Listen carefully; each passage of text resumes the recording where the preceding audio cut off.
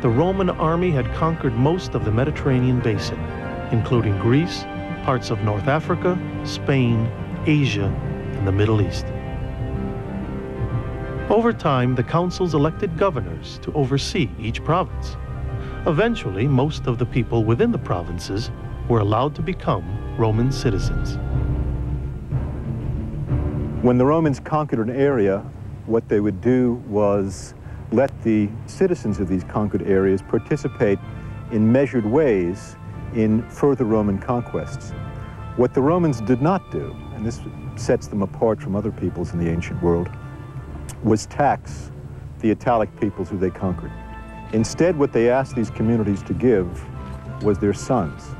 That is, the Romans asked for a certain number of troops to be provided each year to fight along with the Roman army under Roman command. But it also allowed the conquered peoples to participate in the success of war. That is, soldiers going out from these communities came home after their victories with booty, bringing new wealth in the community.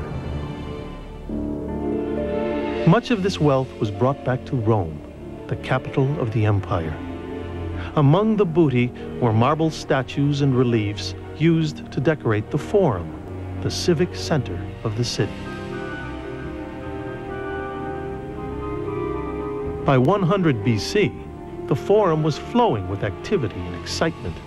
Orators made public speeches in front of the Senate building. Citizens prayed and made sacrifices at the many public temples dedicated to their pagan gods, such as Jupiter, Minerva, and Apollo. The Forum blossomed into a monumental wonder, a true symbol of Rome's growing power and wealth. As you walk through the Forum, you wouldn't have seen what we often see in movies, this sort of pristine, white, sober landscape. You would have seen a riot of color, actually. We also have to remember that Rome was a vertical city. The Romans invented the skyscraper. It may have only been 4 or 5 stories tall, but many people lived in tenements that were at least that tall.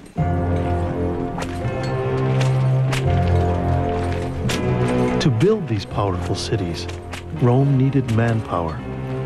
While many of the people from conquered lands became citizens, many more were auctioned off as slaves. Thousands of these slaves were educated and secured positions as philosophers, musicians, dancers, and teachers. But tens of thousands more were forced into brutal manual labor.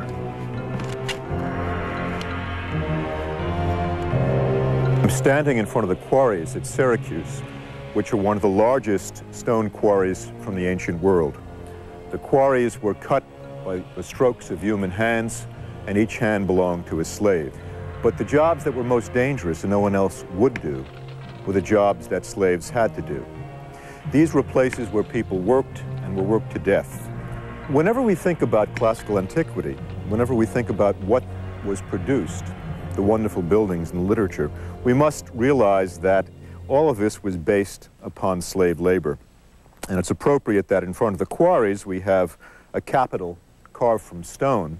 So in one sense you can see the architectural glory of the classical world, but we must always remember that it was based upon the labor of slaves.